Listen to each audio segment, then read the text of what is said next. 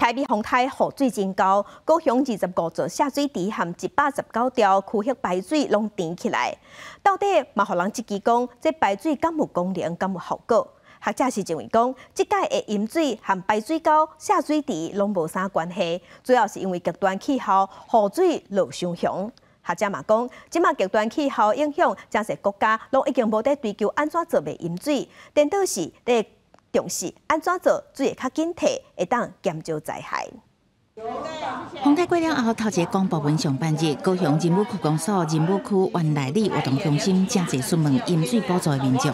重机都好烂的，重机才计程车，对啊，摩托车。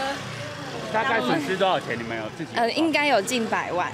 台北丰泰落正大的大水雨，造成高雄真侪所在淹水，25专区119条区域排水甲25个囤水池全部满水位，嘛无法度消透出去。到底囤水池敢有法度发挥应该有的功效力？我觉得不是下水道的通洪量不够，也不是种植做的不够多，最主要是在原因是因为降雨太极端了。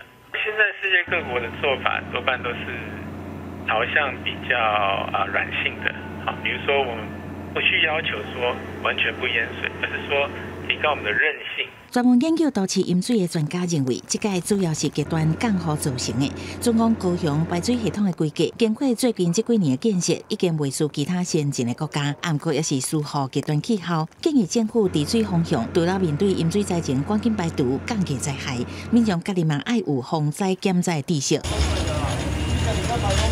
市政府统计，高雄大楼加透天建筑地下室淹水拢总376栋，嘛造成真侪车浸水。民众这期首先无开放高架桥防停车，已经开放了309处的临时停车据点，大多是在各级的学校校园内，还有红黄线。那包含中都桥、愿景桥等，也都开放民众于风灾期间临时停车。高雄局表示，风台期间开放真侪临时停车的据点，未来也无排除会甲国道纳入考量。记者综合报道。